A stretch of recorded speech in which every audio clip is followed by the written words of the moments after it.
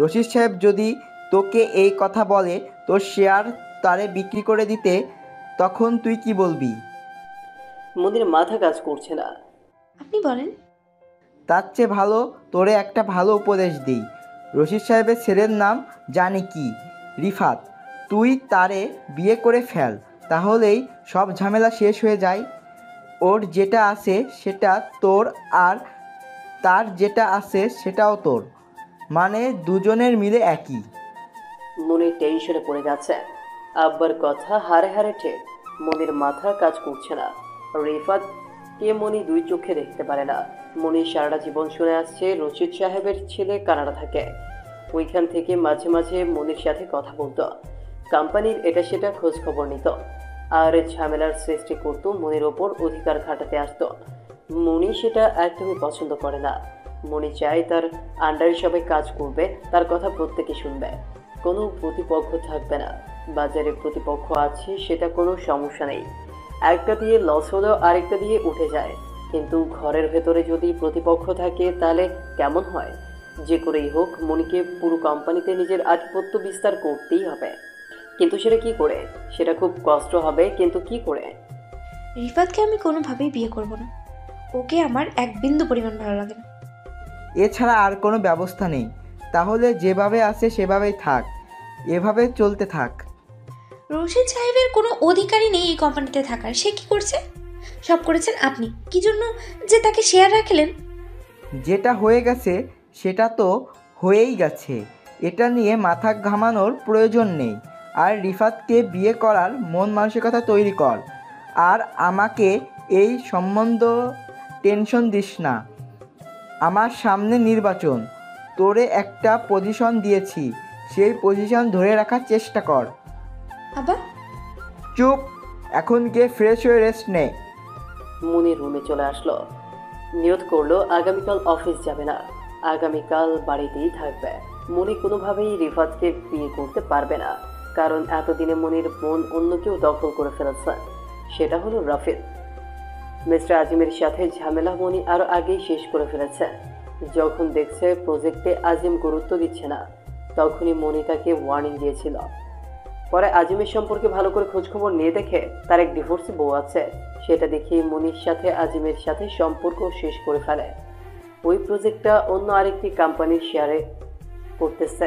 রাফিদের সাথে মনির অনেক পুরনো স্মৃতি রয়েছে। এমনিতেই রাফিদ ছোটবেলার খুব হ্যান্ডসাম ছিল। রাফিদকে ছোটবেলা মনির খুব ভালো লাগতো। হোক সে ছোট মানুষ, তো তারও তো মন আছে একটা। ঢাকা যাওয়ার কারণে এতদিন রাফিদকে ভুলেই গিয়েছিল মনি। ওই দিন রাফিদকে দেখে মনি প্রথমে চিনতে পারেনি, পরে পরিচয় দেওয়ার পর চিনল। রাফিদ যেন আগে থেকে আরো অনেক বেশি হ্যান্ডসাম হয়েছে।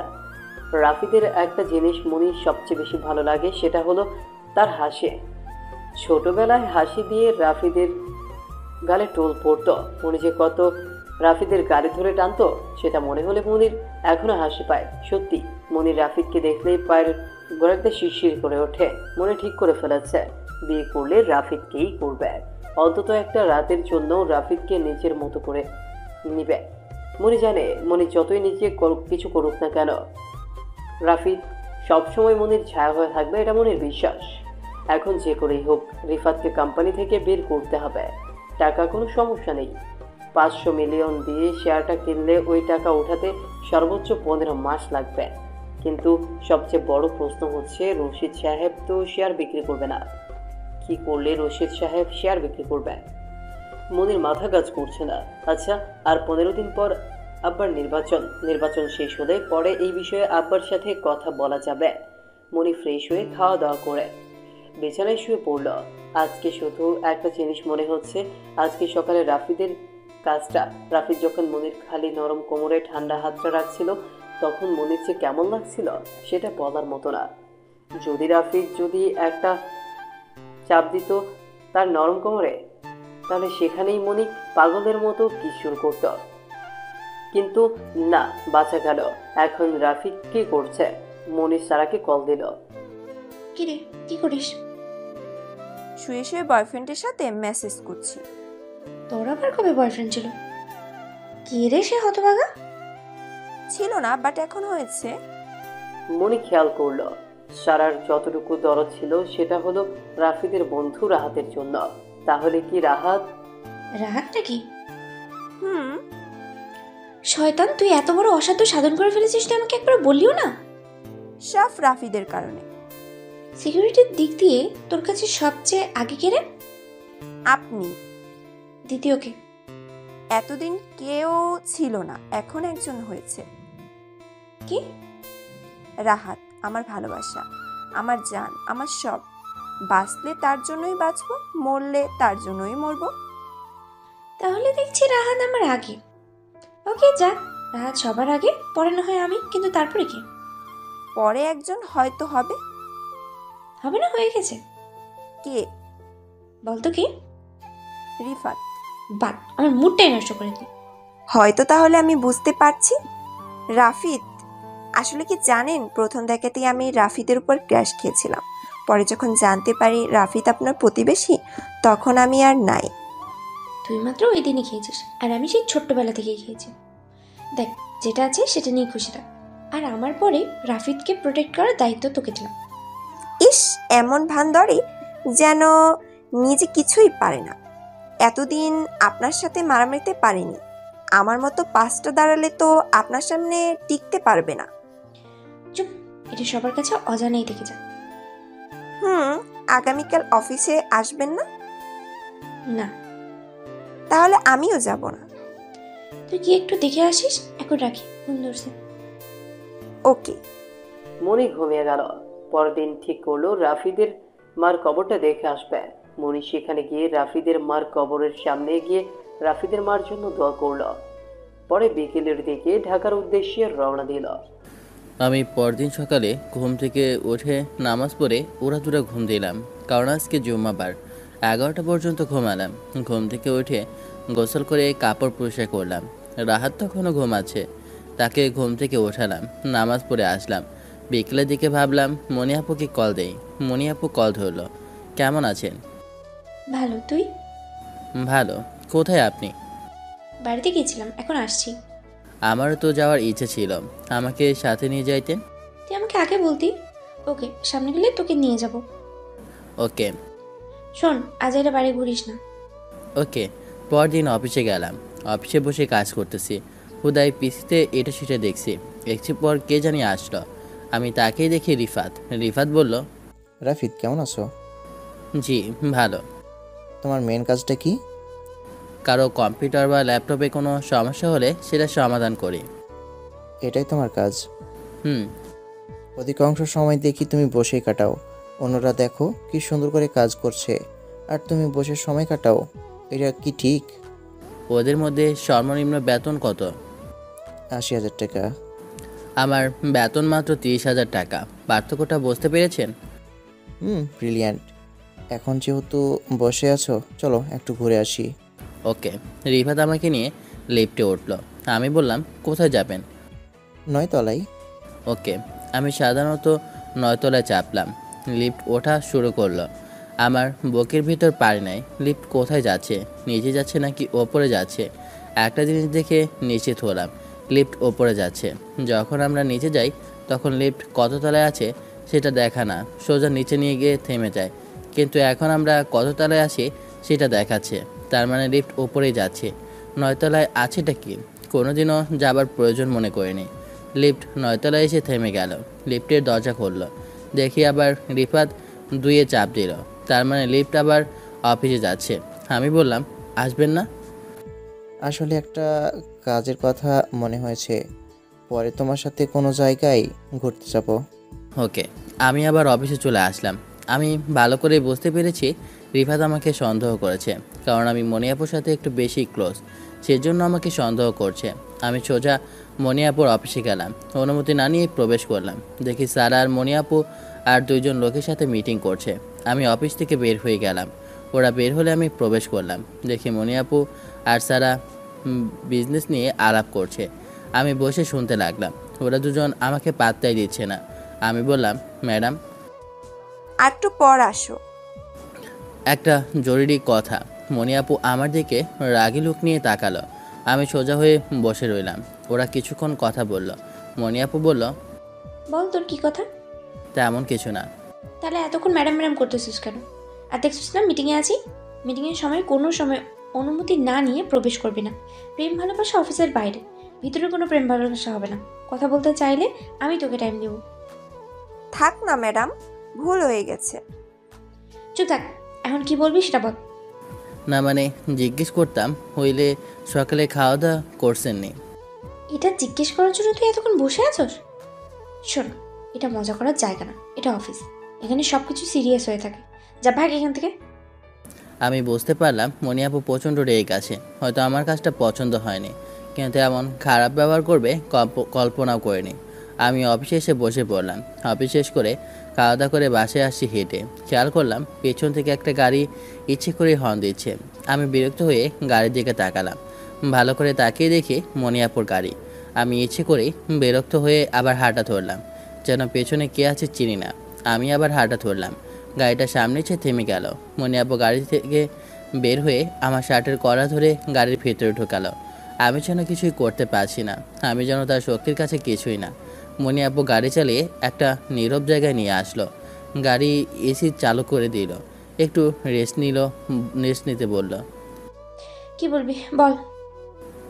না মানে জিজ্ঞেস করছিলাম লাঞ্চ করেছেন কি না। মনি আপু গাড়ির সিটে গা হেলিয়ে দিল। চোখ থেকে চশমা খুলে স্বস্তির নিঃশ্বাস ফেলল আর বলল, কি জানি বলবি। আমি মনি আপুর মোবাইলটা নিয়ে মোবাইল বন্ধ করে দিলাম। আমার মোবাইলও বন্ধ করে দিলাম। মনি আপু কৌতূহল নিয়ে জিজ্ঞাসা করলো, মোবাইল বন্ধ করলি কেন? এটাই কথা ছিল। আমার মোবাইল আপনার আর সারার মোবাইল হ্যাক হতে পারে। রিফাত আমাকে সন্দেহ করছে। কি বলিস, আগে বলবি না? তুমি নিজেই বলো, তুমি আমার সাথে কি করছো? মনি আপু আমার মুখের দিকে তাকিয়ে রইল। হয়তো তুমি বলাতে মনি হাসি দিয়ে বলল, সরি, ওই সময় আমার মাথাটা না গরম হয়েছিল, সেজন্য এমন করেছি। তোর সাথে রাগ মেটাবো না তো কি অন্য কারোর সাথে রাগ মেটাবো আমি, বল? আচ্ছা অসুবিধা নেই। রিফাত আমাকে সন্দেহ করছে। সে আমাকে নয়তলা নিয়ে যেতে বলে। আমি নর্মাল নয়তলা চাপলাম, তখন এটা ওপরে যেতে গেল। শোন, জীবনেও তাকে নয়তলার কথা বলবি না, এটাই সব কিছু। এভাবে কতদিন লুকিয়ে রাখতে পারবেন? একদিন হয়তো রিফাত জেনে যাবে।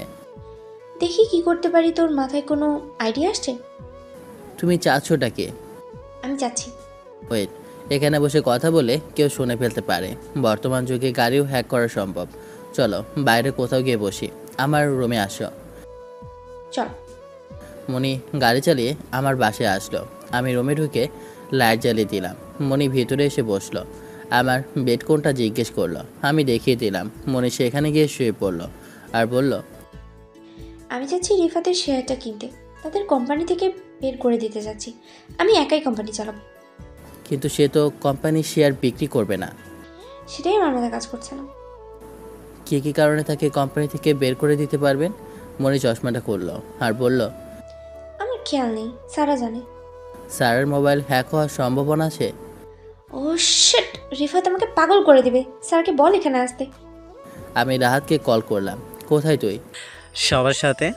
স্যারকে সাথে নিয়ে এক্ষুনি রুমে আয়। ওকে। আমি মনির পাশে বসে রইলাম। মনি আমার হাতে নিজের হাত রাখলো আর বলল, তুই কি আমাকে ছেড়ে চলে যাবি? ছেড়ে যাওয়ার প্রশ্ন আসলে আমি বলবো কে কাকে ছেড়ে চলে যাবে। আমাকে তুই? না, তুমি আমাকে। তোর এমন কেন মনে হয়? প্রথমে প্রশ্ন আসে লেভেলের কথা। তোমার লেভেল আমার লেভেল এক না। তোমাকে মানাবে কোনো কোটিপতি মানুষের সাথে, আমার সাথে না। তারপর দ্বিতীয় প্রশ্ন আসে, ধরো তুমি আমাকে বিয়ে করলে ভালোবেসে, কিন্তু তারপরে ব্যবসায় তুমি লসকে একেবারে নিঃস্ব হয়ে গেলে। তখন আমার কাছেও তেমন কিছু নেই যা তোমাকে একটু সুখ দেবে। তখনও কি তুমি আমার সাথে থাকবে? কারণ তোমার বিচারও একটু সুখ, তোমার সারা জীবন একটু সুখের পেছনে ছোট। হয়েছে, দেখ আমি বুঝেছি তোর বোনের কথা। তোর উদ্দেশ্যটা কি বলতো? আমার নিয়ত হলো তোমার কোম্পানিতে 2 বছর চাকরি করে কিছু টাকা ইনকাম করে বাজারে গিয়ে একটা দোকান দেব। পরে নিজের পছন্দ মতো বিয়ে করে সারা জীবন মা বাবার কবরের বাসায় কাটিয়ে দেব। তোর পছন্দের মেয়েটা নিশ্চয়ই আমি। আমি হেসে দিলাম। মনিও হাসতে লাগলো। আমি খেয়াল করলাম কে জানি দরজায় ওকে দিচ্ছে। ওকে দিলে আবার দৌড় দিল। আমি গিয়ে দরজা চাপিয়ে দিলাম। আমার কেমন যেন সন্দেহ হচ্ছে, কেউ কি আমাদের ফলো করছে। আমি আবার গিয়ে মনিয়াপুর পাশে বসলাম। মনিয়াপু বলল, আমি কপালে একটু চুমু দে। কি বলেন এগুলো? নে, আমার ভয় করছে। এখানে কেউ নাই, ভয়ের কি আছে? তোরে বলছি দিতে, তুই দে। বলল অনেকটা রাগী কণ্ঠে। আমি নুয়ে মনির কপালে চুমে খেলাম। দেখে মনি আপুর চোখ দিয়ে পানি পড়ছে। আমি সোজা হলে মনি বসে আমাকে জড়িয়ে ধরলো আর কাঁদতে লাগলো। তোরে ভালোবাসি রাফিদ। আর বলল, এমন সময় দরজা ঠেলে 4 জন ছেলে ঢুকলো। ঢুকে ভিডিও করতে লাগলো। তাদের 4 জনেরই মুখ ঢাকা। আমি বললাম, কে আপনারা? আর এখানে অনুমতি না নিয়ে ঢুকেছেন কেন? আর এভাবে ভিডিও করছেন কেন? মনে ভয়ে আমার পিছনে গিয়ে চুপ করে বসে রইল। 4 জনের একজন বলল, আমাদের কোনো অনুমতি লাগে না, আর একটু ক্লোজ হইতি, তাহলে ভিডিওটা আর একটু জমবে। থাক, যতটুকু হয়েছে তাতেই চলবে। ওই মেয়ে, তুই সোজা তোর মোবাইল দিয়ে বের হয়ে যা, তার সাথে আমাদের কিছু বোঝাপড়া আছে। দেখেন, আপনাদের চিনি না জানে না আর কি জন্য এসেছেন সেটাও বলতে পারবো না, তাই ভালোই ভালোই চলে যান, তাতে আপনাদেরই ভালো হবে। তুই আমাদের ট্রেড দেশ, তোর সাহস তো কম না। এই মেয়ে, তুই বের হস না। মনি, তুমি বাইরে যাও, আমি তাদের সাথে কথা বলছি। তুমি গিয়ে পুলিশকে খবর দাও। তোরে ফেলে আমি কোথাও যাব না। যেটা বলছি করো। আচ্ছা। মনি ভয়ে ভয়ে দরজার কাছে গেল। গিয়ে যেটা করলো সেটা দেখে আমি অবাক। দেখে মনি দরজা উল্টা তালা লাগিয়ে দিল, যাতে কেউ বের হতে না পারে। আমি বললাম, পাগল হয়ে গেছো নাকি মনি? এখান থেকে চলে যাও। এতক্ষণ তোদের কথা শুনেছি, এখন তোরা আমার কথা শুনবি। তোদেরকে পাঠিয়েছি সেটা বল, আর মোবাইলটা দিয়ে দে, তাহলেই তোদের কিছু করব না। বস বলেছিল তোর কোনো ক্ষতি না করতে, এখন দেখি তোরও কিছু শিক্ষা দিতে হবে। ওই ধর তোকে। একজন মুখোশধারী গেল মনিকে ধরতে। মনি সোজা তার মিডিল স্টামে বারবার কিক চালালো। বেচারা ওটাকে ধরে মাটিতে গড়াগড়ি খেতে লাগলো। এরপর বাকি 3 জন হকচকে গেল। আমি কার্ডের নিচ থেকে একটা কার্ড বের করে দিলাম একটারে পিঠ বরাবর। বাড়ি খেয়ে সে মাটিতে পড়ে চিৎকার করতে লাগলো। আমি তার তোল পেটে কিক করলাম। বেচারা জ্ঞান হারালো। পরক্ষণেই আরেকজন এসে আমাকে লাথি দিল। আমি সামলাতে না পেরে কাঠের এক কোনায় গিয়ে বাড়ি খেলাম। মাথায় এক কোনায় গিয়ে লাগলো। মনে হলো মাথাটা আর নেই। মাথা ধরে নিচে পড়ে রইলাম। দেখে মনে এসে আমাকে যে লাথি দিয়েছিল তাকে পেট বরাবর ঘষে চালালো। সে কয়েক ফুট দূরে গিয়ে পড়ল। তারপর আমার বের করা কাঠটা নিয়ে ওপর আরেকজনকে মারতে লাগলো। আমি খেয়াল করলাম আমার মাথা থেকে রক্ত বের হচ্ছে। মনে 3 জনের সাথে একাই মারামারি করছে।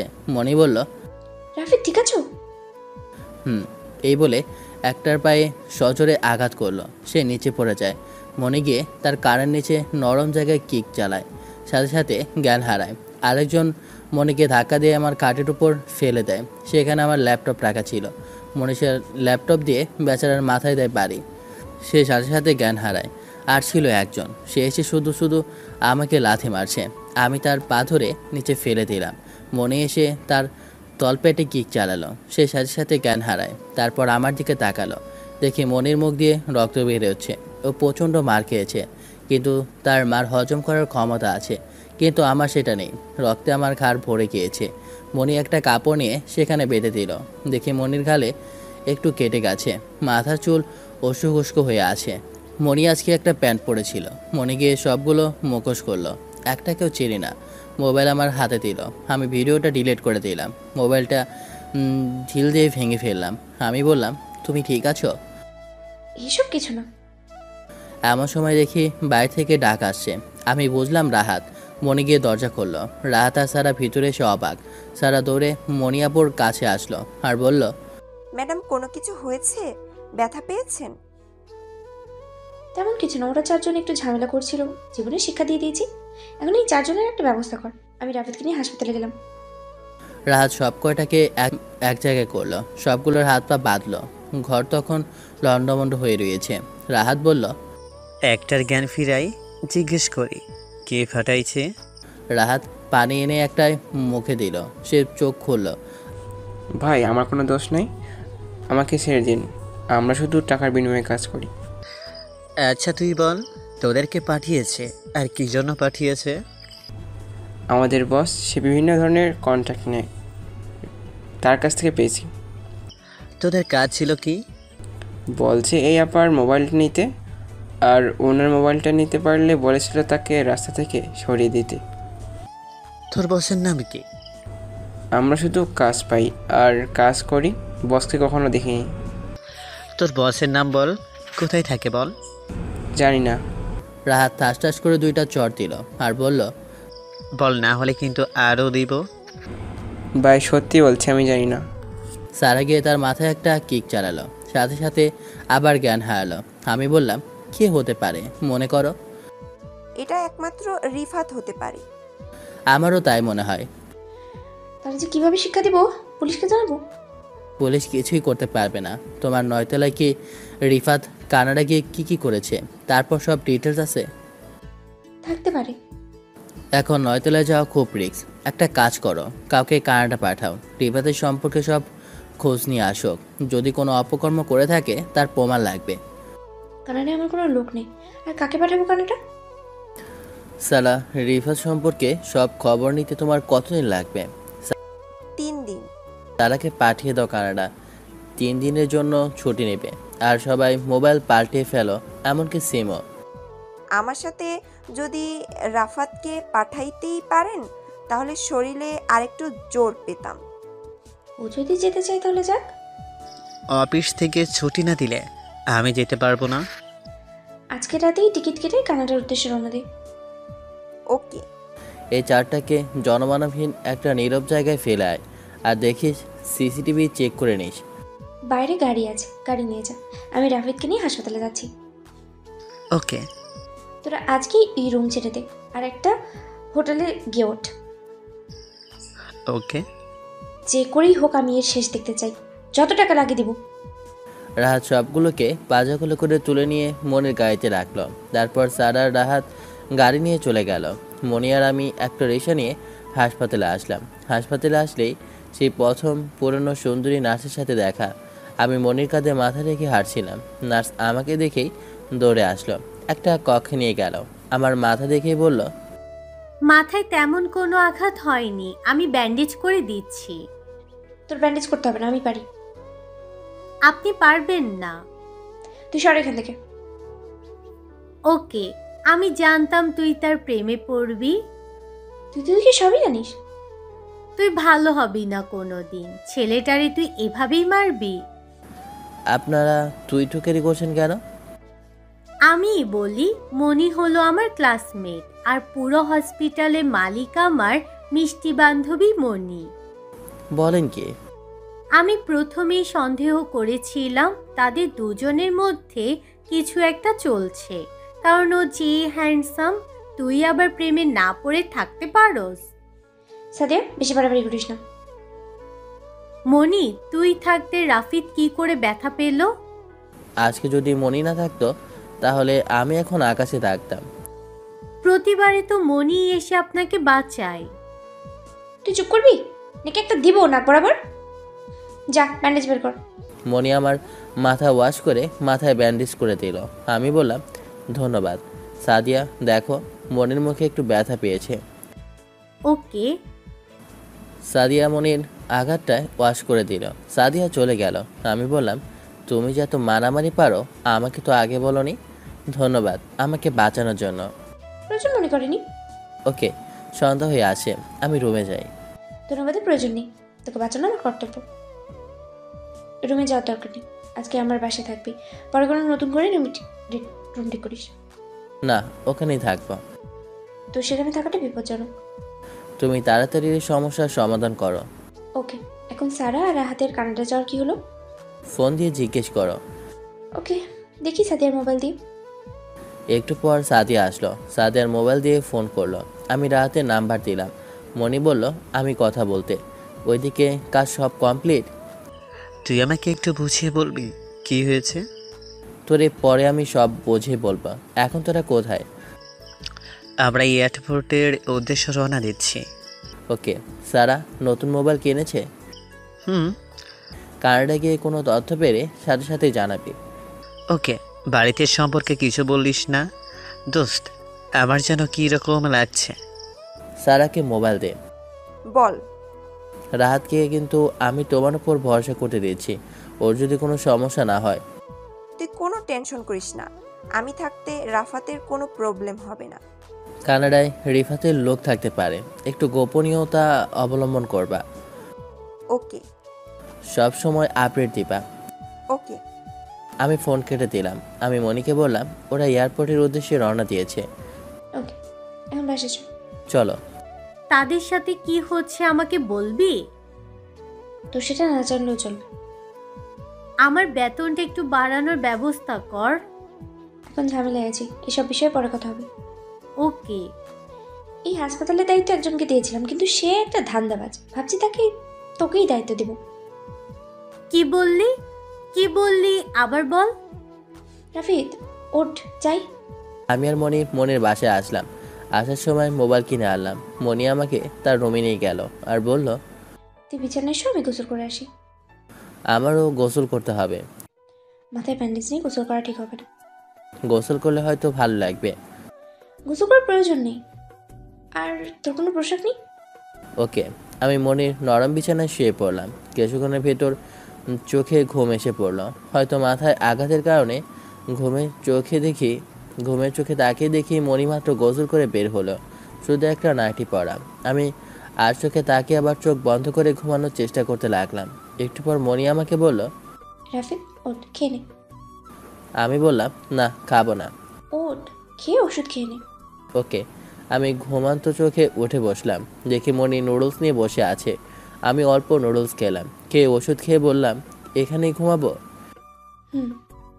তুমি ঘুমাবা কোথায়? সেই টেনশন তুই করিস না, তুই নিশ্চিন্তে ঘুমা। ওকে। চোখ বন্ধ করার সাথে সাথেই আমি ঘুমিয়ে গেলাম। সকালে ঘুম থেকে উঠলাম, দেখে মনি সোফায় ঘুমাচ্ছে, মাথাটা কিছু হালকা লাগছে। আমি উঠে গিয়ে ফ্রেশ হলাম। মনি এখনও ঘুম থেকে ওঠেনি। ভাবলাম ডাক দিব, কিন্তু আবার ভাবলাম না, সে আগামীকাল অনেক কাজ করেছে, মন দিয়ে ঘুমাক। আমি গিয়ে মনির শরীরে চাদর দিয়ে দিলাম। বেলকনিতে গিয়ে মোবাইল টিপতে লাগলাম। কিছুক্ষণ পর মনি ঘুম থেকে উঠল, উঠে ফ্রেশ হলো, গিয়ে দুজনের জন্য নাস্তা করলো। মনি বলল, রাফিদ খেয়ে যা। আমি গিয়ে সোফায় বসলাম। আজকে অফিসে যাইবা? হুম। এখন অফিসে যাওয়ার সমস্যা না। আমাকে নিয়ে তো টেনশন করতে হবে না। কিভাবে প্রতিহত করতে হয় সেটা আমার ভালো করেই জানা আছে। আমিও যাব তোমার সাথে। তোর মাথায় ব্যান্ডেজ নিয়ে যাওয়া ঠিক হবে না। তাহলে আমি রুমে যাচ্ছি। ওকে। আমি মনির বাসা থেকে চলে আসলাম। গতকাল মারামারির কারণে ঘর লণ্ডভণ্ড হয়ে আছে। আমি রুমটা পরিষ্কার করলাম, করে বিছানায় শুয়ে রেস্ট নিতে লাগলাম। কখন যে ঘুমিয়ে গেলাম বলতেও পারলাম না। কার ফোনে যেন ঘুমিয়ে গেল। দেখি মনির ফোন। কি রে, কোথায় তুই? রুমে ঘুমাইতেছি। শরীর কেমন? ভালো। আমি আসতেছি। ওকে। কিছুক্ষণ পর মনি আসলো। খেয়াল করলাম মনি দিন দিন সুন্দরী হচ্ছে। আমি মনির দিকে অবাক হয়ে তাকিয়ে রইলাম। মনি বলল, এভাবে তাকিয়ে আছিস কেন? তুমি দিন দিন সুন্দরী হচ্ছ। তোরা কে বলছে? আমি 26 বছর বয়সে একটা বুড়ি, আমি বলি দিন দিন সুন্দরী হচ্ছি? আমি মনির হাত ধরে টেনে এনে আমার পাশে বসালাম। বললাম, আমার কাছে তুমি সবার সেরা। সত্যি বলছো? হুম। দেখা যাবে। এখন দেখ, তোর মাথায় ম্যানেজ খুলে দিই। মনি আস্তে আস্তে আমার মাথার ব্যান্ডেজটা খুলে দিল। এমন সময় রাহাত কল দিল। কিরে, কিছু পেলি? না চাওয়ার চেয়ে বেশি পেয়েছি। কি পেয়েছিস? আমার প্রথম তার ভার্সিটিতে গিয়েছিলাম, সেখানে শুনে রিফাত বলে অনেক দিন ধরে বলে পালাতক, কানাডার পুলিশ তাকে খুঁজতেছে। তোরা পুলিশের সঙ্গে দেখা করছস? এখন যদি ইন্টারপোল জানতে পারে রিফাত এখানে, সাথে সাথে রিফাতকে ধরে নিয়ে যাবে। এক্ষেত্রে মনির কোম্পানির নাম খারাপ হবে এবং বড়সড় ক্ষতি হয়ে যাবে। এখন তোরা পুলিশকে বলবি না রিফাত বাংলাদেশে আছে। তোরা কিছু ডকুমেন্ট জোগাড় কর, যেটাতে রিফাতকে ব্ল্যাকমেল করা যাবে। কীরকম?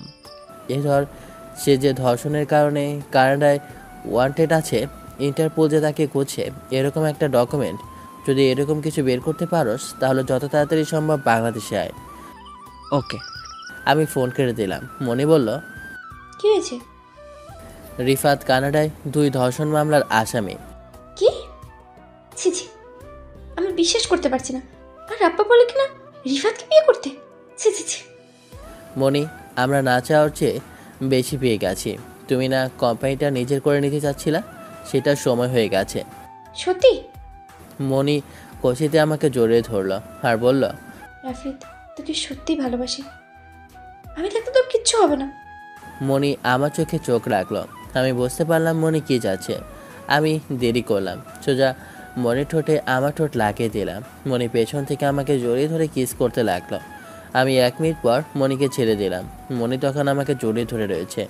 মনি বলল, সারাটা জীবন টাকার পেছনে ছুটলাম একটু সুখের জন্য, কিন্তু জীবনে একটু সুখ পেলাম না। এটাই মনে হয় আমার জীবনের শ্রেষ্ঠ সুখ। তুমি কিভাবে প্রতিহত করো আমাকে একটু শেখাও। ওকে চল। মনি পজিশন নিয়ে দাঁড়াতে বলল। আমি পজিশন নিয়ে দাঁড়ালাম। মনি বলল, তোর প্রথম আত্মরক্ষা হলো প্রথমে যে আসবে তার মিডল স্ট্যাম্প বরাবর কিক চালাবি। সে সেখানেই শেষ। প্রত্যেক পুরুষের এটাই দুর্বল জায়গা।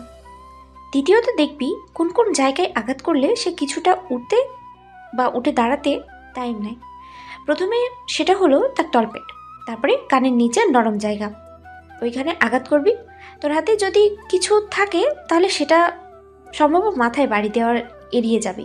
মাথায় বাড়ি দিলে মারা যেতে পারে। তারপর মনি এসে আমাকে জড়িয়ে ধরে আমার উপর ভর দিয়ে আমাকে ফেলে দিল। আমি উল্টে গিয়ে নিচে আছাড় খেলাম। এইভাবে উল্টিয়ে ফেলবি, তারপর তার শরীরের উপর উঠে তার মুখে ঘুষি দিবি। এটা বলে মনি হাসতে লাগলো এবং আমার উপর শুয়ে পড়ল। গ্রেট, এটা সত্যি ভালো ছিল। মনি তখনও হাসতে হাসতে হাসতে লাগলো আর বলল, এবার তুই ট্রাই কর। না থাক, আমার দ্বারা হবে না। আরে ট্রাই কর। ওকে। আমি আবার পজিশন নিয়ে দাঁড়ালাম। আমি মনির কাঁধে হাত রেখে পুরো ভর মনির ওপর ছেড়ে দিলাম। মনি উল্টিয়ে পড়ে গেল। আমি ভালো করে বুঝতে পারলাম মনি ইচ্ছে করে সেটা করছে। আমি উঠে বিছানায় শুয়ে পড়লাম। মনিকে আমি বললাম, থাক, আজকে এটুকুই চলবে। আচ্ছা আজকে কোথায় থাকবি? এখানে। না কোনোভাবেই না, যদি কোনো প্রবলেম হয়। আরে কিছু হবে না, আমি দরজা লাগিয়ে ঘুমাবো। দরজা ভেঙে ভেঙে ফেলতে কতক্ষণ? আমি কোনোভাবেই তোকে ছাড়া যাব না। চল আমার বাড়িতে। না, চল বলছি। আমি এখানে থাকবো। পাগল নাকি তুমি এখানে থাকবা? তাহলে আমিও এখানে থাকবো। এই গরিবের নোংরা অপরিষ্কার ঘরে তুমি থাকবা? আর তুমি তো অপরিষ্কার পছন্দ করো না। চুপ, একদম চুপ। হয় তুই আমার সাথে যাবি, নয়তো আমি তোর সাথে থাকবো। আমি তোকে ছাড়া কোথাও যাচ্ছি না। ওকে। আজকে তোর সাথে এখানেই থাকবো। তুমি এত বড় একটা কোম্পানির মালিক, যদি কেউ জানতে পারে তাহলে নিশ্চয়ই তোমার বদনাম হবে। এখন তো আমাদের শত্রু আছে, খালি সুযোগ খুঁজতেছে। আমি তোরে ছাড়া কোথাও যাচ্ছি না, এটা আমার পরিষ্কার কথা। মনি, এটা ছেলে খেলা না, এটা তোমার লাইফের ব্যাপার। এই এলাকার প্রত্যেকটা থানায় আমার টাকা দেওয়া আছে। যদি আমার কোম্পানির নামে কোনো খারাপ খবর পায়, সেটা লুকিয়ে ফেলার দায়িত্ব তাদের। তুই কোনো টেনশন করিস না। আচ্ছা, এখন রাতে কি খাইবা? তুই এতদিন কোথায় খাওয়া দাওয়া করছিস? ওই সামনের একটা মেসে। মেসে তুই কি করে খাস? মেসের খাবার অনেক বাজে। এটা ছাড়া আমার আর কোনো উপায় নেই, আর এত টাকাও নেই যে ভালো ভালো খাবো। ও, সামনে থেকে খাবার নিয়ে আর টেনশন করিস না। ওকে, এখন কি খাবা বলো? তো যেটা খুশি অর্ডার দে। ওকে। আমি একটা পিৎজা অর্ডার দিলাম। রাত অনেক হলো। মনি বলল, গাড়িটা কি করবো? তুমি কি সত্যি এখানে থাকবা? তুই যেখানে আমি সেখানে। একটু পর পিৎজা এলো। আমরা দুজনেই পিৎজা খেলাম। মনি বলল, তোর বিছানায় শুভ, তুই রাতে বিছানায় ঘুমা। ওকে। আমি রাতের বিছানায় শুয়ে ঘুমানোর চেষ্টা করলাম। কতক্ষণ ঘুমালাম জানি না। মোবাইল ধরে দেখি মনিও ঘুমাচ্ছে। মোবাইল ধরে দেখি রাহাত কল দিয়েছে। তুই যা চেয়েছিলিস সব পেয়েছি। যত তাড়াতাড়ি সম্ভব বাংলাদেশে আয়। আমরা এখন এয়ারপোর্টে আছি, সকাল 4টার ফ্লাইট। ওকে, আয়। এসে আমার সাথে দেখা কর আর একটু গোপনীয়তা অবলম্বন করিস। এগুলো কিন্তু খুব গুরুত্বপূর্ণ। ওকে। আমি ফোন কেটে আবার ঘুমালাম। সকালে মনি ডাকে ঘুম ভাঙলো। দেখি মনি রেডি হয়ে বসে আছে। আমি উঠে ফ্রেশ হয়ে রেডি হয়ে বললাম, আজকে রশিদ সাহেব আর রিফাতের সাথে একটা মিটিং ডাকো। মিটিং ডাকলে? আমরা যা চেয়েছি রাহাত সেটা জোগাড় করতে পেরেছে। এখন এই ফাইল দিয়ে রশিদ সাহেবকে ব্ল্যাকমেল করব। বলবো কোম্পানির শেয়ার বিক্রি করে দিতে, না হলে ইন্টারপোলের কাছে আমরা সব বলে দেব। কিন্তু এটা কি কাজে দেবে? চলো না, চেষ্টা করে দেখি। ওকে। আমরা বের হলাম। অফিসে যাওয়ার আগে একটা রেস্টুরেন্ট থেকে নাস্তা করে নিলাম। আমি অফিসে বসলাম। মনিকে বলে দিলাম মিটিংয়ে টাইম পরে আমি জানাবো। কিছুক্ষণ অফিসে বসে রইলাম। পরে রাহাতকে কল দিলাম। না, ঢুকছে না। তার মানে বিমানে আছে। আমি গুগলে গিয়ে সার্চ দিয়ে দেখি কানাডা থেকে বাংলাদেশে আসতে 13 ঘন্টার ওপরে লাগে। সকাল 4টার ফ্লাইট হলে বাংলাদেশের সময় নামবে বিকাল 5টায়। তাহলে মিটিং দেওয়া যায় রাত 8টায়। আমি মনিকে টাইম বলে দিলাম। আমি সন্ধ্যা 6টায় রাহাতের হোয়াটসঅ্যাপে কল দিলাম। তখন ফোন ঢুকলো। আমি বললাম, অফিসে আসতে কতক্ষণ লাগবে? 1 ঘন্টার মতো। ওকে, তাড়াতাড়ি আয়। তাদের অফিসে আসতে 1 ঘন্টার বেশি সময় লাগছে। আমি তখন মনির অফিসে বসে আছি। মনি খুব ভয়ে আছে। রাহাত আসলে তাদের চোখের দিকে তাকিয়ে আমি অবাক। তারা খুব পরিশ্রম করেছে, যেটা তার চোখ দেখেই বোঝা যায়। হয়তো একটা মিনিটও রেস্ট নেওয়ার টাইম পায় নাই। আমি রাহাতকে বললাম, ধন্যবাদ তোকে, এখন বাসায় চলে যা। সারা, তুমি থাকো। আমি ফাইলটা নিয়ে চোখ বোলালাম, ফাইলটা কপি করলাম। ফাইলটা নিয়ে মিটিং রুমে গেলাম। আমার সাথে মনি আর সারা। মনি আমার হাত ধরে রেখেছে। মনিকে আমি বললাম, ভয় পেও না মনি, এরকম কোনো কিছু আছে যেটা দিয়ে রিফাত আমাকে হুমকি দিতে পারে? না। গুড। একটু পর রশিদ সাহেবও তার ছেলে রিফাত আসলো। এসে আমাকে সামনের চেয়ারে বসালো। রশিদ সাহেব বলল, কি ম্যাডাম, এত রাতে কী জন্য? কিছু গুরুত্বপূর্ণ কথা আছে। রাফিদ এখানে কি করে? রাফিদ এখানেই থাকবে। ওকে, কী জন্য ডাকছেন তাড়াতাড়ি বলেন, আমার আবার আরেক জায়গায় যেতে হবে। আরেকটা মেয়েকে ধর্ষণ করতে নাকি? হোয়াট, কি বলেন? মনি, তোমার কি মাথা গেছে নাকি? আমি রশিদ সাহেবকে ফাইলটা এগিয়ে দিলাম পড়ার জন্য। রশিদ সাহেব হাসি মুখে ফাইলটা পড়া শুরু করেছিল। ফাইলটা পড়ার সময় রশিদ সাহেবের মুখের রংটা পাল্টে গেল। রাগী চোখে রিফাতের দিকে তাকালো। রিফাত অবাক হয়ে ফাইলটা পড়া শুরু করলো। তখন রিফাতের মুখের রংটা পাল্টে গেল। তখন মনি বলল, কি রশিদ সাহেব, এখন বুঝলেন কি জন্য বলছি? রিফাত আরেকটা মেয়েকে ধর্ষণ করতে যাবে। রশিদ সাহেব উঠে রিফাতকে টাস করে একটা চড় দিল আর বলল, তোর এই জন্য কানাডা পাঠিয়েছিলাম। ছি, করলি কি তুই এটা? আমার মান সম্মান শেষ করলি তুই। এখন আপনাদের কাছে দুটো রাস্তা খোলা। এক, আপনার শেয়ার মনির কাছে বিক্রি করে দিন। 2, নয়তো আমরা বাংলাদেশের পুলিশকে বলে দিব রিফাত সম্পর্কে। তখন তো ইন্টারপোল জানবেই। আর যখন পুলিশ আমাদের কাছে আসবে তখন আমরা বলে দেব এর সাথে আপনিও জড়িত। তখন আপনারাই ভাবেন আপনারা কোথায় যাবেন। বাংলাদেশে কোনো কারাগারে থাকতে পারেন, আর নয়তো বাংলাদেশের বাইরে কোনো এক কারাগারে সারাটা জীবন পচে মরতে হবে। এখন আপনারা সিদ্ধান্ত নেন কি করবেন। ছি রশিদ সাহেব, আপনাকে অনেক সম্মান করতাম। আপনার ছেলে এত খারাপ আমি কল্পনাও করিনি। মনি, তুমি মাথা ঠান্ডা করো, আমি এই রিফাতের ব্যবস্থা করছি। আমার কোম্পানিতে কোনো ধর্ষকের জায়গা নেই। আপনি আমার কোম্পানি থেকে বের হয়ে যান। আপনার ছেলেকে দেখতেই আমার ঘৃণা হচ্ছে। কি রশিদ সাহেব, এখন কারাগারে যাবেন নাকি কোম্পানি থেকে বের হয়ে যাবেন? দেখে রশিদ সাহেব চিন্তায় ডুবে গেল। মনি বলল, আপনার পরে আপনার উত্তরাধিকার সূত্রে আপনার ছেলে এই শেয়ার পাবে, আর আপনার ছেলে একটা ধর্ষক। পরে সে কি করবে আমার কল্পনার বাইরে। আর কিছুদিন আগে সে আমাদের মেরে ফেলার চেষ্টাও করেছিল। কি? রশিদ সাহেব আবার গিয়ে রিফাতকে ঠাস করে 2টা চড় দিল।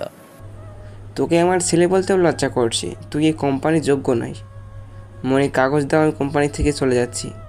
সারা, কাগজ দে। সারা কাগজটা বাড়িয়ে দিল। শেয়ারের কিছু মূল্য তো আমি পাবো। আপনার অ্যাকাউন্টে চলে যাবে। রশিদ সাহেব সেখানে স্বাক্ষর করলো। তারপর মনি সেখানে স্বাক্ষর করলো। আশা করি এইসব বিষয় নিয়ে আর কোনো সমস্যা হবে না। সেসব নিয়ে তোমাকে কোনো টেনশন করতে হবে না। ও এখন থেকে আমার ছেলে না। আর কোনো সমস্যা হবে না। আপনার ছেলে যদি আবার এই বিষয়ে বাড়াবাড়ি করে তাহলে তো সমস্যা হবেই। এই বলে রিফাতকে নিয়ে সেখান থেকে বেরিয়ে গেল। মনি বলল, এটা যে এত সহজ হবে আমি জীবনেও কল্পনা করিনি। যাই, এখন গিয়ে শান্তিমতো একটা ঘুম দিই। ম্যাডাম, আমি 9 তলায় যাচ্ছি। সেখানের পানি অনেক আরাম। বাড়িতে গেলে ঘুমাতে পারবো না। আজকে রাতে বলে আমাকে দেখতে আসবে। যাই, 9 তলায় গিয়ে ঘুমাই। এই বলে সারা চলে যেতে লাগলো।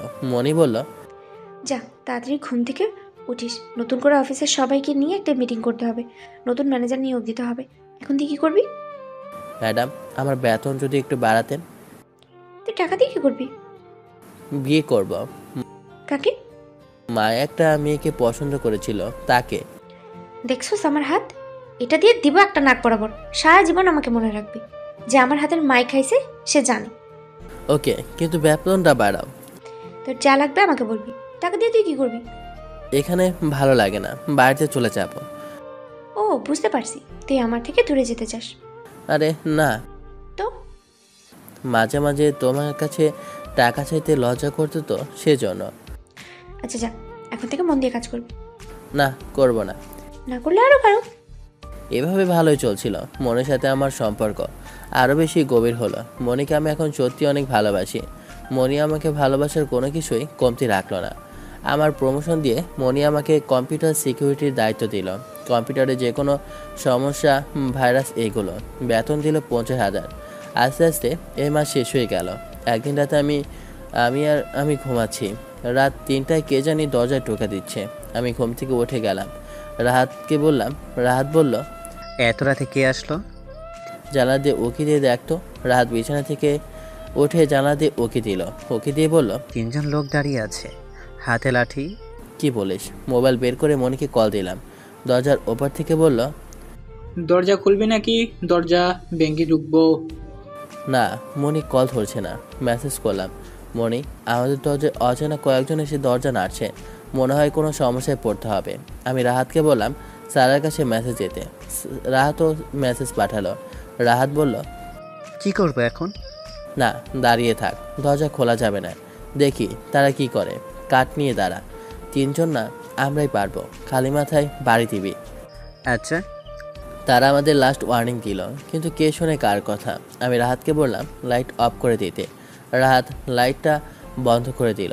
বাইরে ছিল চাঁদনি রাত। ওরা দরজা ভেঙে ঢুকলে দেখা যাবে। একসময় তারা ধাক্কা দিয়ে দরজা ভেঙে ফেললো। আমরা দুজন আড়ালে গিয়ে দাঁড়িয়ে রইলাম। খেয়াল করলাম 3জন রুমে ঢুকলো। আমি একজনের মাথা বরাবর বাড়ি দিলাম। সে সেখানে দাঁড়ানো থেকে মাটিতে পড়ে গেল। রাহাতও একটার মাথায় বাড়ি দিল, সেও নিচে পড়ে গেল। আরেকজন লাইট জ্বালিয়ে দিল। তারপর আমি আর রাহাত একসাথে দিলাম আরেকটারে বাড়ি। সে চিল্লাতে লাগলো। একসময় আমি দিলাম তার মাথায় বাড়ি। সে অজ্ঞান হয়ে গেল। তখন হুড় করে আরও 5 থেকে 6জন লোক রুমে ঢুকলো। 2জন গেল রাহাতের কাছে, আর 2জন আসলো আমার কাছে। একজন আমাকে ধরতে আসলে আমি তার মেডেল স্টাম্প বরাবর কিক চালালাম। সে সেখানেই মাটিতে পড়ে গেল। ওটাকে ধরেই পরক্ষণেই আমি আরেকজনের দিকে দৌড় দিয়ে তার ঘাড়ে ধরে তার কোমরে ভর দিয়ে তাকে উল্টো করে ফেললাম মনে দেওয়া টেকনিকে। পরে তার শরীরের ওপর উঠে তার মুখে ঘষে দিতে লাগলাম। কে জানে পেছন থেকে আমার মাথায় আঘাত করলো। মাথাটা মনে হয় আর সাথে নেই। আমি বসা থেকে মাটিতে পড়ে গেলাম। আর কিছু মনে নেই। কারোর চোখে পানি দেওয়াতে চোখ খুললাম। নিজেকে এক পরিত্যক্ত গোডাউনে আবিষ্কার করলাম। আমাকে এক চেয়ারে বেঁধে রাখলো। তাকে দেখি রাহাতকেও এক পিলারের সাথে বেঁধে রাখা হয়েছে। দেখে রাহাতের মুখ দিয়ে রক্ত পড়ছে। রাহাতকে মনে হয় অজ্ঞান করতে পারেনি। মাথাটা প্রচণ্ড ভারী মনে হয়েছে। আমি সামনে থাকা একজনকে বললাম, ভাই, আপনার নাম কি? টিটু। টিটু ভাই, আমাকে একটু পানি দেন। টিটু আমাকে পানি দিল। আমার জীবনটা যেন নতুন করে পেলাম। আপনাদের এখানে বসকে? আমি বস। ভাই, শুধু আমাকে এখানে ধরে এনেছেন কেন? আমি কি আপনার কোনো ডিস্টার্ব করেছি? আমি বস। উপর থেকে অর্ডার আসছে তোকে ধরতে, কিন্তু তোর ওই বন্ধু ঝামেলা করছে, সেজন্য তাই ধরে আনছি। ভাই, আপনার বাড়িতে কি বাচ্চা নেই? আছে। মনে করেন আপনার বাসায় কেউ ধরে নিয়ে গেল, তখন আপনার কেমন লাগবে? খারাপ লাগবে। আপনি শুধু দোয়া করবেন যে ধরে নিয়ে যাক না কেন। আপনি শুধু বলতে থাকবেন আপনার বাচ্চাকে ফিরিয়ে দিতে। এখন মনে করেন আমি আপনার বাচ্চা, এখন কি আপনি আমাকে ছেড়ে দেবেন না? আসলে কি জানিস, আমার বাচ্চা কাচ্চা কিছুই নেই। আসলে আমি অনেকজনকে কিডন্যাপ করেছি, তো অনেকজন তো আমাকে অনেক রকম কথা শুনিয়েছে, তাই ভাবলাম তোরটাও শুনি। আমি ভাবলাম এই হালাই তো দেখি আমার থেকে এক লাইন আগে। দূর হালা। কি তুই আমাকে বোকা দিস? তোর তো সাহস কম না। এখানে দেখছস কতজন লোক, সবাই যদি তোরে একটা করে ঘুষি দেয় তাহলে তোর বেঁচে থাকা কষ্টকর হয়ে যাবে। সামনেবার সাবধানে কথা বলবি। দেখ, আমাদের ছেড়ে দে, তাতে তোরই ভালো হবে। মনে যদি জানতে পারে আমাদের এখানে তোরা নিয়ে এসেছিস, তা তোদের একটাকেও বাঁচতে দেবে না। একটা মেয়ে আমাদের মেরে ফেলবে বলে হাসতে লাগলো। তার দেখা দেখি সবাই হাসে। আমি এদিক সেদিকে তাকিয়ে দেখি এখানে কমপক্ষে 10জন মানুষ। তার মধ্যে থেকে একজন এসে আমার মুখে 2টা ঘুষি দিল আর বলল, কুত্তার বাচ্চায় তামিমের মাথায় বাড়ি দিছে, ওর এখনো জ্ঞান ফেরেনি। তামিমের যদি কিছু হয় তাহলে আমি তারে মেরেই ফেলবো। আমার নাক দিয়ে রক্ত পড়তে লাগলো। ওরে কিছু করার অনুমতি নাই আমাদের। তামিম ধরতে পারে নাই, এটা তামিমের ব্যর্থতা। কোথায় আপনাদের বস? হাতটা খুলে দে।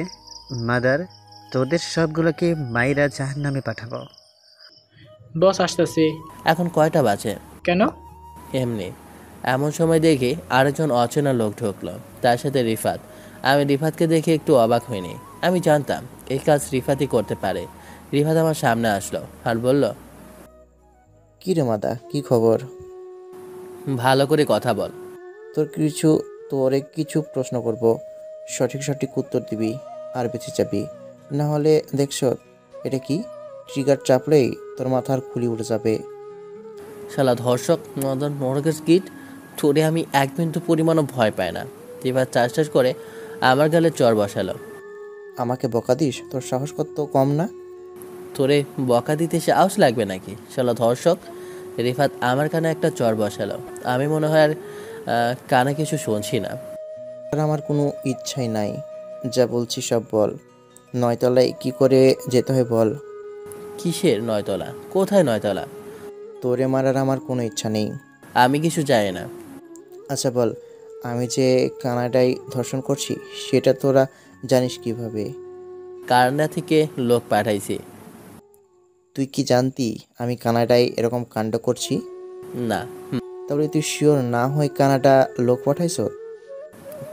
এমনি দেখার জন্য। তোর সম্পর্কে কিছু জানতে পারি কিনা, কিন্তু না চাওয়া চেয়ে বেশি পেয়ে গেছে। সেটা তোর মৃত্যুর কারণ হয়েছে। তোর কি মনে হয় এখান থেকে তুই বেঁচে ফিরতে পারবি? তোর জন্য আমার বাবা অপমানিত হয়েছে। তুই নাটের গুরু, সেজন্যই তো বলি হাবাগোবা মনির মাথায় তো এরকম চিন্তা আসতে পারে না। আর কিছুদিন পর মনিকে বিয়ে করে পুরো কোম্পানি নিয়ে নিতাম আমি। তোর কারণে সব ভেস্তে গেল। তোর এই পৃথিবীতে বেঁচে থাকার কোনো অধিকার নেই। তুই আমার হাতে মরবি শিওর? তুই বেঁচে থাকলে তো আমাকে মারবি, আর একটু পর তোর মারছত। সেটা ভাবতে আমার কষ্ট লাগছে। মরার আগে যা জানো সব ভুলে যা। আমি ভাবতে লাগলাম হয়তো রিফাত সত্যি বলছে, কারণ রিফাতের চোখে প্রতিশোধের আগুন জ্বলতেছে আর তার হাতের রিভলভারটাও অরিজিনাল। এখন একটা কাজ করা যায়, তা হলো সময় নেওয়া। দেখি কোনো সাহায্য পাই কিনা। ভাই যা বলবেন সব বলবো, প্লিজ ভাই আমাদের বাঁচতে দিন। রাফি, তুই পাগল হয়ে গেছ? এই নরকের কিটের কাছে হাত জোর করতেছ? যা বলবেন সব বলবো। বল, নয়তলায় কি করে যেতে হয়? যেহেতু সারা রাতের গার্লফ্রেন্ড ছিল, অধিকাংশ সময় সারার আমার দেখা হতো। আর একদিন আমি সারার মুখ থেকে নয়তলার কথা শুনেছিলাম। আমি কৌতূহলবশত সারাকে জিজ্ঞেস করেছিলাম নয়তলার কথা। তখন সে যেটা বলল আমি তো বিশ্বাসই করতে পারছিলাম না। কি বলছিল? সারা বলেছিল ওখানে নাকি প্রত্যেকটা জিনিস স্বর্ণের তৈরি, আর হীরার গ্লাস। কাঠও বলে স্বর্ণের। মনির সব টাকা বলে সেখানে নষ্ট করে। আর সেখানে বলে অনেক স্বচ্ছ পানি। সেখানে একটা ঘড়ি আছে যেটার দামই বলে 200 মিলিয়ন টাকা। পরে লাস্টে সারা কি বলেছিল জানেন? কি বলেছিল? এগুলো সব মিথ্যা, একটাও সত্যি কথা না। দেখেন ভাই মেজাজটা কেমন হয়। এটা শুনে রাহাত জোরে জোরে হাসতে লাগলো। আমিও হাসতে লাগলাম। রিফাতের চোখে মুখে তখন আগুন। রিফাত বলল, এই দুইটারে মেরে মাটিতে পুঁতে ফেলি। এটা বলার সাথে সাথে আমার চেয়ার নিচে ফেলে দিল আর কয়েকজন আমাকে মারতে লাগলো, রাহাতকেও। এমন সময় একটা গাড়ির আওয়াজ শুনলাম। গোডাউনের দরজা ভেঙে ঢুকলো। দেখি এটা মনির গাড়ি।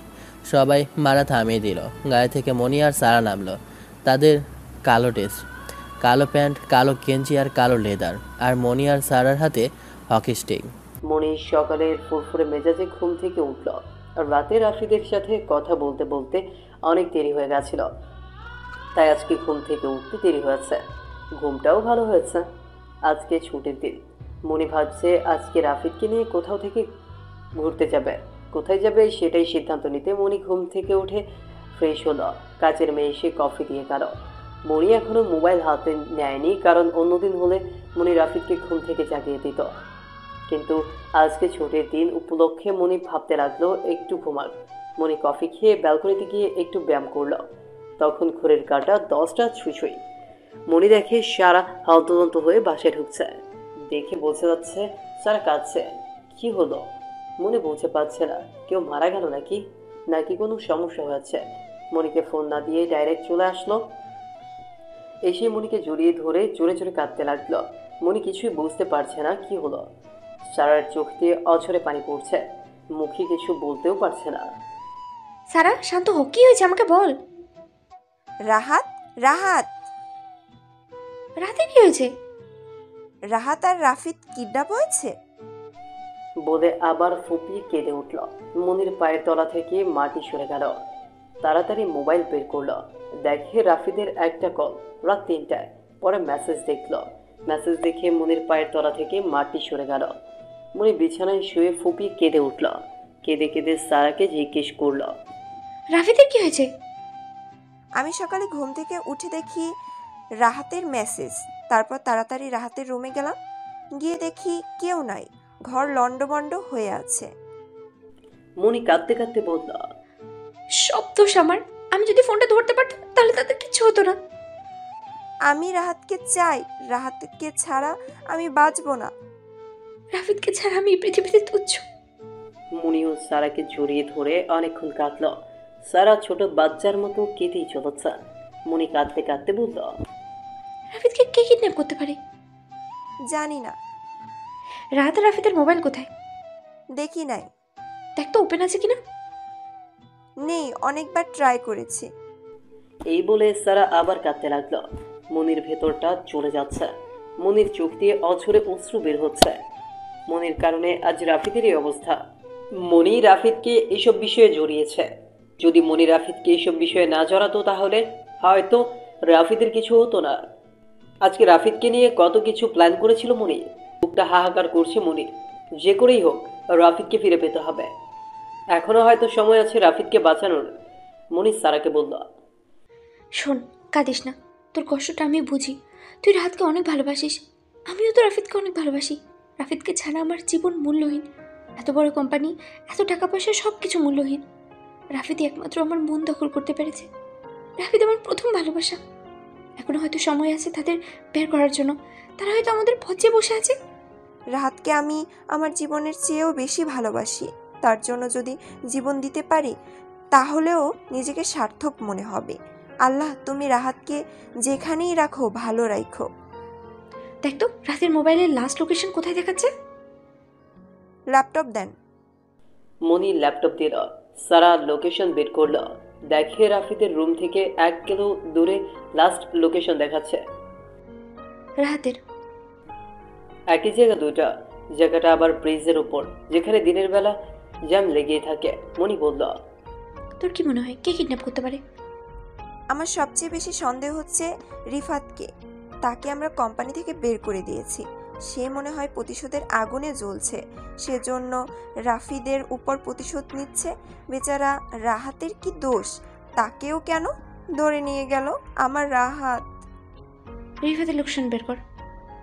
আমি যতটুকু জানি রিফাত নাম্বার পাল্টিয়ে ফেলেছে।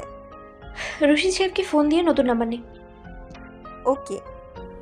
সারা রশিদ সাহেবকে ফোন দিল। রশিদ সাহেবের কাছ থেকে সারা নতুন নাম্বার নিল। তারপর ওই সিমের লোকেশন বের করলো, দেখে এক নির্জন এলাকায় লোকেশন দেখাচ্ছে। মনি বলল, রশিদের সিমের লাস্ট লোকেশন কোথায় দেখাইছে? এইখান থেকে এক রাস্তা ধরে 3 কিলোমিটার দূরে রিফাতের লোকেশন। এইখানেই মনে হয় রাহাত আছে। চল সেখানে যাওয়া যাক। পুলিশকে বললেই হয়। পুলিশকে বললে তারা কত কিছু জিজ্ঞেস করবে, তারপরে তারা রাফিদের রুমে যাবে, সেখানে কত কিছু এটা সেটা, ততক্ষণে অনেক দেরি হয়ে যাবে। যা করার আমাদেরই করতে হবে। আপনার কাছে না একটা রিভলভার আছে লাইসেন্স করা? আছে, ওটার সাথে নেব। রাহাতের বিনিময়ে আমি যে কাউকে খুন করতে পারি। সারার চোখে মুখে দুঃখ, যন্ত্রণা, কষ্ট আর প্রতিশোধে হাহাকার করছে। মনি যতটুকু জানতো সারার মনটা অনেক শক্ত। এই শক্ত মনটার ভেতরে রাহাত জায়গা করে নিয়েছে। সেই রাহাতকে যদি কেউ কেড়ে নিতে চাইবে, সারা তাকে কোনোভাবেই বাঁচতে দিবে না। রাফিদের যদি কিছু হয় মনিও তাকে বাঁচতে দিবে না। সেখানে হয়তো গিয়ে মারামারি করতে হবে।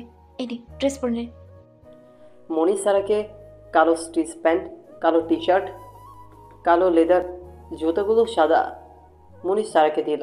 মনিও নিচে পড়লো, চুলগুলো খোপা করে বাঁধল, ঠোঁটে গাঢ় কালো লিপস্টিক দিল। দুজনে একই স্টাইলে সাজলো। দুজনকে কি সুন্দরী লাগছিল বলার বাইরে। যেন এক ভিন গ্রহের দুই পুরুষ আছে, যেখানে শুধু সৌন্দর্যের চর্চা হয়। তারপর তারা গাড়ি নিয়ে বের হলো। আসার সময় দারোয়ানের কাছ থেকে নতুন 2টা হক স্টিক নিয়ে আসলো। মনি সারাকে জিজ্ঞেস করলো, যেতে কতক্ষণ লাগবে? 20 মিনিট। আল্লাহ, 20টা মিনিট তুমি আমার রাফিদকে বাঁচিয়ে রাখো।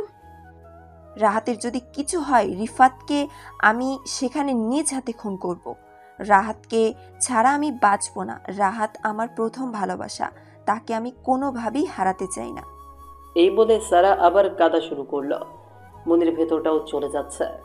রাফিদ মারা যাওয়ার কথা মনে হতেই ভেতরে এক অন্যরকম আরেকটি যন্ত্রণা কাজ করে। এটাই হয়তো সত্যিকার ভালোবাসা। 20 মিনিট পর তারা একটা পরিত্যক্ত গোডাউনে প্রবেশ করল। মনি ইশারায় বলে দিল গোডাউনের দরজা ভেঙে ভেতরে ঢুকতে। সারা গাড়ির স্পিড বাড়িয়ে দরজা ভেঙে ভেতরে ঢুকলো। গাড়ি থেকে হকস্টিক হাতে নিয়ে নামলো। রাফিদকে আর রাহাতকে ছেড়ে দে, তাহলে তোদেরকে কিচ্ছুই করবো না, নাহলে প্রত্যেকটাকে মেরে আজকে নরকে পাঠাবো। যাক, ভালোই হলো, এক ঢিলে 2 পাখি। এই, তাদের দুজনকে ধরে চেয়ারে বাঁধ। দেখি মনি আর সারার সামনে প্রথমে 2 জন গেল। মনি তার মাথা ভারী করে দিল। সে সাথে মাটিতে পড়ে গেল। সারা লোকটার মাথায় বাড়ি দিল। দুজনই মনে হয় অজ্ঞান হয়ে গেল। সেখানে লোক ছিল আগে 10 জন, এখন হয়েছে 12 জন রিফাতকে নিয়ে। আর তার মধ্যে 2 জনকে শেষ করে দিল।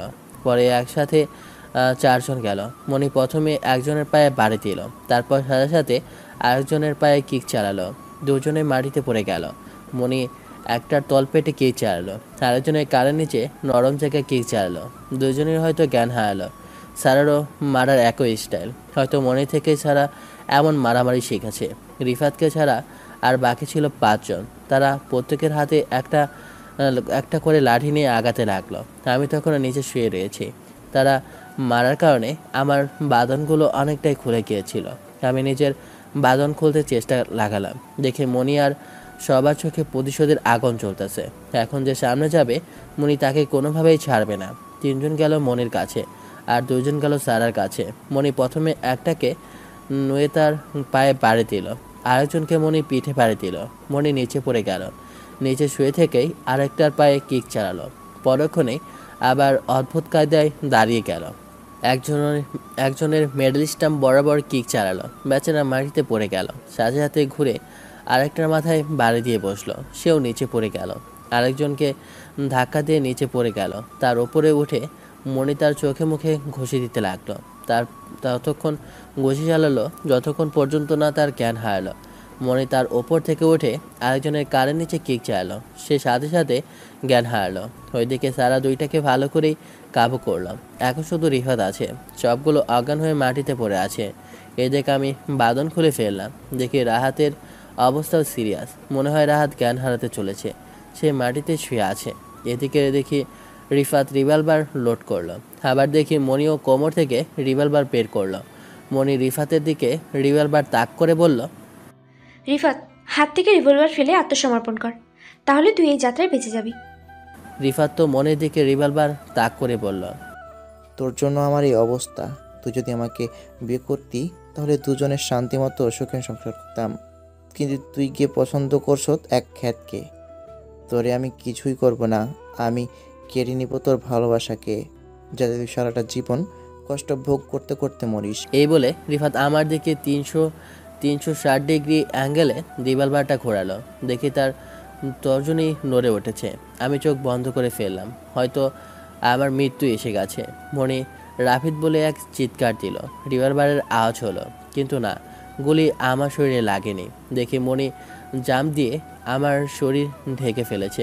গুলিটা গিয়ে মনির শরীরে ভেদ করলো। সাথে আরেকটা গুলির আওয়াজ। এটা মনির রিভলভার থেকে দেখি রিফাতের মাথা বরাবর গুলিটা গিয়ে লাগলো। রিফাত সোজা মাটিতে পড়ে গেল। মনিও মাটিতে পড়ে গেল। সব কিছু যেন মুহূর্তের মধ্যেই হয়ে গেল। দেখে মনি মাটিতে পড়ে কাঁদতে লাগলো। আমি মনিকে ধরলাম। আমি বললাম, কি জন্য আসলে এখানে? তোরে ছাড়া আমার জীবন মূল্যহীন। আমি মনির শরীরে হাত দিয়ে দেখি মনির শরীরে গরম রক্তে আমার হাত বয়ে চলেছে। আমি তাড়াতাড়ি আমার শরীর থেকে কাপড় খুলে সেখানে বেঁধে দিলাম। সারা রাহাতকে জড়িয়ে ধরে কাঁদতে লাগলো আর চোখে মুখে চুমু দিতে লাগলো আর রাহাত বলে জোরে জোরে ডাকতে লাগলো। আমাকে গলিটা হজম করতে দিতা। আমি বলেছিলাম না আমি থাকতে তো কিচ্ছু হবে না? তোমার কিছুই হবে না। কোথায় গুলি লেগেছে? মনে হয় কোমরের দিকে। তোমার কিচ্ছু হবে না। না রে, মনে হয় বাঁচবো না। তোরা অনেক বকছি, অনেক কষ্ট দিছি, মাফ করে দিস। সত্যি রাফিদ, তোরা অনেক ভালোবাসি। তোর জন্য মরতে পারে নিজেকে অনেক সার্থক মনে হবে। তুমি এসব কি বলছো? তোমার কিছু হবে না। তুমি চলে গেলে আমি এই পৃথিবীতে থেকে কি করব? সারা, গাড়িটা স্টার্ট দাও। জানি তুই আমাকে অনেক ভালোবাসিস। এখন আমাকে তোর বুকে অনেক শক্ত করে জড়িয়ে ধর আর কপালে চুমু দে। যতক্ষণ পর্যন্ত আমি না মরবো ততক্ষণ আমাকে শক্ত করে জড়িয়ে রাখ। আমি মনিকে শক্ত করে জড়িয়ে ধরলাম এবং তার কপালে চুমু দিলাম। আমি মনিকে কোলে তুলে নিলাম। কোলে করে নিয়ে গাড়িতে বসলাম। হাতটা তার গুলি লাগার স্থানে ধরিয়ে দিলাম। পরে রাহাতকে পাজা কোলে করে তুলে এনে গাড়িতে বসালাম। আমি মনির পাশে বসলাম। আমি মনির কোমরে ধরে রাখলাম যাতে ব্লিডিং এড়ানো যায়। সারা গাড়ি স্টার্ট দিল। জিজ্ঞেস করলাম কতক্ষণ লাগবে। সারা বলল 20 মিনিট। আমি মনিকে বললাম, মনি 20 মিনিট চোখ খুলে রাখো। এদিকে আমার মুখের কাছে আয়। আমি আমার মুখ মনির কাছে নিলাম আর কানের কাছে নিলাম। মনি বলল, আই লাভ ইউ রাফিদ। আমি কানে কানে বললাম, I love you baby, love you too. এ বলে আমি মনির কপালে চুমুর পোলে পেকে দিলাম। মনি আমার দিকে একদৃষ্টিতে তাকিয়ে আছে। আমি বললাম, এভাবে তাকিয়ে আছো কেন? শেষবার তোকে দেখে নেই, যাতে পরে তোকে চিনতে পারি। আমার কপালে চুমু দিয়ে রাখ, আমি তোকে আরো কাছ থেকে দেখতে চাই। ওকে। আমি মনির কপালে চুমু দিয়ে ধরে রাখলাম। শেষ মুহূর্তে আর পারিনি। মনি অজ্ঞান হয়ে গেল। আমার মুখের দিকে তাকিয়ে মনি জ্ঞান হারালো। তাড়াতাড়ি হাসপাতালে এনে মনি আর রাহাতকে এমার্জেন্সি থিয়েটারে পাঠানো হলো। কিছুক্ষণ পর সাদিয়া এসে বলল, অনেক ব্লিডিং হয়েছে। মনির এই নেগেটিভ রক্ত আমাদের কাছে 1 ব্যাগ ছিল, আরও 1 ব্যাগ রক্তের প্রয়োজন। আমার আর মনির রক্তের গ্রুপ 1। আমি রক্ত দেব। আপনার কাছ থেকে রক্ত নেওয়া যাবে না, আপনার অলরেডি অনেক ব্লিডিং হয়েছে। আপনি রক্ত দিতে পারবেন না, এক্ষেত্রে আপনার সমস্যা হবে। ধর, আমার শরীরে যদি 1 ফোঁটা রক্ত থাকে তাহলে ওটা নিয়ে নিন প্লিজ। মনিকে ফেরত চাই। বুঝে বলছেন তো? পরে কোনো সমস্যা হলে আমরা দায়ী থাকবো না। মনের যদি কিছু হয় তাহলে আপনারা দায়ী হয়ে থাকবেন। আচ্ছা দেখি। প্লিজ সাদিয়া, মনিকে বাঁচান। মনি ছাড়া পৃথিবীতে আমার কেউ নেই। আমি এখনো নিশ্চয়তা দিতে পারছি না, প্রচুর ব্লিডিং হয়েছে। তাড়াতাড়ি রক্ত নেন। আমার শরীর থেকে 1 ব্যাগ রক্ত নিল। আমার শরীরে আর একটু শক্তির অবশিষ্ট নেই। আমি বেডে শুয়ে আছি। দেখি সারা আর রাহাত আসলো। রাহাতের সারা শরীর ব্যান্ডেজ।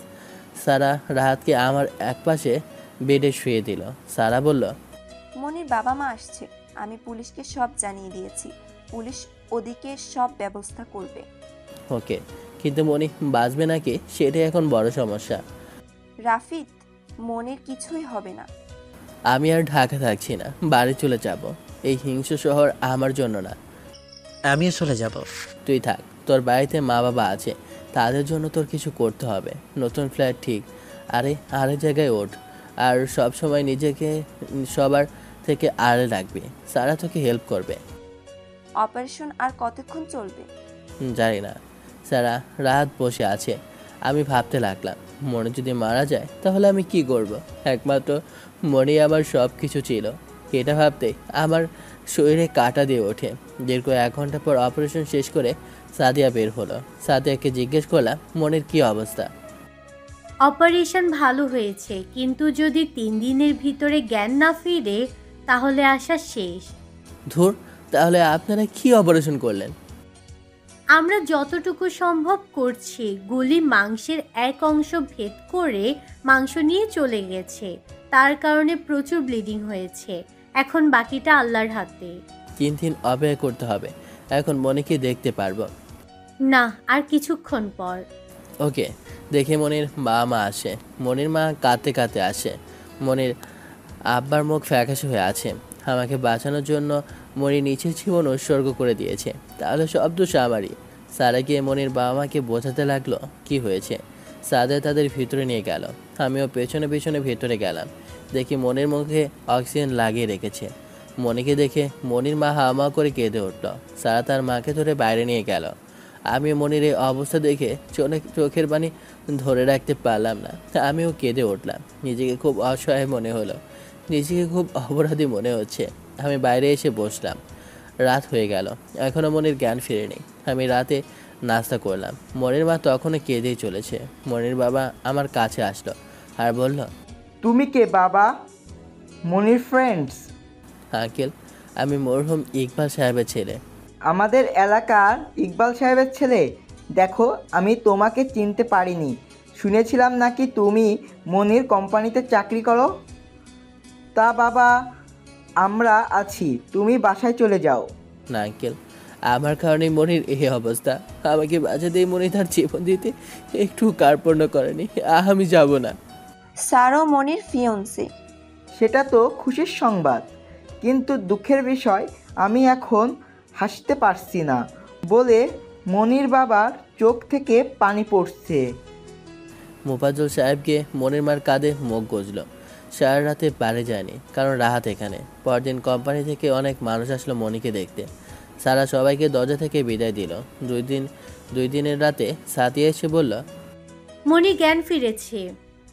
মনির মা দৌড়ে ভিতরে গেল, গিয়ে মনিকে হাত ধরে কাঁদতে লাগলো আর বলল, আর এক মুহূর্ত তুই এখানে থাকবি না, বাড়ি চল। তোর বাবার কোম্পানি তোর বাবাই চালাক। মা, এখনো আমি বেঁচে আছি, আর কেঁদো না। সারা আমাকে ডেকে বাইরে নিয়ে আসলো আর বলল, তোর জন্য মনির এই অবস্থা। মনি যদি তোর উপর দোষ দেয়, দিলে দিক, তাতে আমার কিছুই যায় আসে না। দেখে মনির বাবা মা বেরিয়ে আসলো। তারা চলে গেল। আমি ভেতরে ঢুকলাম, গিয়ে তার পাশে বসলাম। আমি বললাম, মনি, আমি খুবই সরি। তুই সরি বলছিস কেন? আমার জন্যই তো তুই এত সমস্যায় পড়েছিস। এদিকে আমার মুখের কাছে আয়। আমি মনির মুখের কাছে গেলাম। মনি বলল, I love you baby. I love you baby, I love you too. আমি শুধু তোকেই চাই। আমি জানি আমি বাড়িতে চলে যাচ্ছি। আমাকে ছেড়ে চলে যাচ্ছিস? তোমাকে আমি ছেড়ে চলে যেতে পারি? আমি তোমার শহর ছেড়ে চলে যাচ্ছি। কেন? তুই সবসময় আমার পাশে থাকবি। না, এটা আমার জায়গা না। আমি মনির হাত ধরলাম, বললাম, এক কাজ করো, তুমিও আমার সাথে বাড়িতে চলে আসো। আচ্ছা, তুই কি বাড়িটা সাজা, আমি দেখছি চলে আসবো। আচ্ছা। এখন আমাকে একটা চুমু দিয়ে যাও। আমি মনির কপালে একটা চুমুর পলে পেকে দিলাম। মন মতো হয়নি। মনের মতো চুমু পেতে আমি আসছি। স্যারের কাছ থেকে ক্রেডিট কার্ড নিয়ে যা, যদি কোনো কিছু প্রয়োজন পড়ে। আচ্ছা। আমি মনির কাছ থেকে বিদায় নিয়ে রাহাতকে বলে দিলাম একটু সাবধানে থাকতে। বাড়িতে চলে আসলাম। এসে পুরো বাড়ি পরিষ্কার করলাম। এক সপ্তাহ গেল, মনি এখনও সুস্থ হয়নি। লাস্ট কয়েকদিন মনির সাথে যোগাযোগ করতে পারছি না। রাহাতের মোবাইলে ফোন ঠকছে না, সারারও না। ভাবছি ঢাকায় যাব কি না। মনির ক্রেডিট কার্ড আমার কাছে। একদিন রাতে বের হলাম, কেন জানি মনে চাচ্ছে সিগারেট খাইতে, তাই দোকানে গিয়ে সিগারেট ধরালাম। রাহাতের পাল্লায় পরে দু একটা টান দিয়েছিলাম। সারা আসার পর রাহাতও ছেড়ে দিয়েছে। আমি সিগারেট টেনে বাড়িতে ঢুকলাম। দরজা খোলা। ভাবলাম চোর টোর আসলো নাকি। আমি গিয়ে লাইট জ্বালালাম। লাইট জ্বালিয়ে যেটা দেখলাম সেটার জন্য আমি মোটেও প্রস্তুত ছিলাম না। দেখি মনি বধূ সাজে বসে আছে। সারা রাহাত সারপ্রাইজ বলে চিৎকার দিয়ে উঠল। আমার হাতে তখনও সিগারেট। রাত আমার হাত থেকে সিগারেট নিয়ে টানতে শুরু করলো আর বলল, যাক, ফাইনালি আমি সাকসেস। রাত হয়তো ভুলে গিয়েছিল এখানে সারা আছে। সারা রাতের হাত থেকে সিগারেট নিয়ে তার পেটে একটা ঘষি চালালো আর বলল, তোরে বলেছিলাম না সিগারেট আশেপাশে যেতে। মনিও আমার পেটে ঘষি চালালো আর বলল, তুই যে স্মোক করিস আমি জানতাম না। আর যদি কোনোদিন সিগারেটের আশেপাশে দেখি না, দেখছিস আমার হাত, একটা দিব, সারা জীবন আমাকে বলবি না। তোমাকে তো আমি এমনিতেই বলবো না। রাত কাজীকে ডেকে নিয়ে আসো। মনির বাবা মা আর কাজে আসতেছে, আমি গিয়ে রাফিদের ঘর সাজাই। আমি মনির পাশে বসলাম আর বলল, আমাকে কেমন দেখাচ্ছে? অনেক সুন্দরী। রাফিদ নে, তোর পোশাক পরে নে। এখানে এখন বিয়ে করবে? তুমি এত বড় একটা কোম্পানির মালিক, কাউকে না জানে তুমি এভাবে বিয়ে করছো, এটা কেমন দেখায়? আমি তোকে এক্ষুনি এই রাতে চাই। সবাইকে বলতে ডেকোরেশনের কত ঝামেলা, সেখানে লাগবে আরও অনেক দিন, সেই ধৈর্য আমার নেই। ওকে ওকে সুইটহার্ট। একটু পর কাজে এবং মনির বাবা মা আসলো। মনির বাবা এখন এই থানার এমপি। ওকে সুইট হার্ট। একটু পর কাজী এবং মনির বাবা মা আসলো। মনির বাবা এখন এই থানার এমপি। নির্বাচনে মনির বাবা জিতেছে, ভালোভাবেই আমাদের বিয়ে হলো। মনি প্রথমেই কবল বলে ফেলেছে। মনি যেহেতু বলেছে, তাহলে আমি না বলে থাকতে পারি। রাহাত সারাকে নিয়ে বাইরে চলে গেল। মনির বাবা মাও চলে গেল।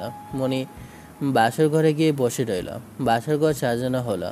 আমি যে রুমে থাকতাম, একটু পর আমি ঘরের ভিতরে প্রবেশ করলাম। দেখি মনি ঘোমটা দিয়ে বসে আছে। আমি প্রবেশ করেই দরজা বন্ধ করে দিলাম। মনি উঠে আসলো খাট থেকে। আমি কিছু বলতে যাব, মনি আমার ঠোঁটে হাত দিয়ে না করলো। মনি এসে আমার ঠোঁটে নিজের ঠোঁট ডুবিয়ে দিল, আমাকে ধাক্কা দিয়ে বিছানায় ফেলে দিল, আমার ওপর উঠে বসলো। মনি আস্তে আস্তে নিজের মতো করে পুরো বাড়ি সাজালো। মনি এখন বাড়িতে থেকেই কোম্পানিতে আসা যাওয়া করে। কিছুদিন পর সারা আর রাহাতের বিয়ে হয়। বিয়েটা ভেঙে গিয়েছিল, পরে মনির বাবার কারণে আবার বিয়েটা হয়। মনির সপ্তাহে 2 দিন অফিসে যায়, কিন্তু আমি প্রতিদিন যাই।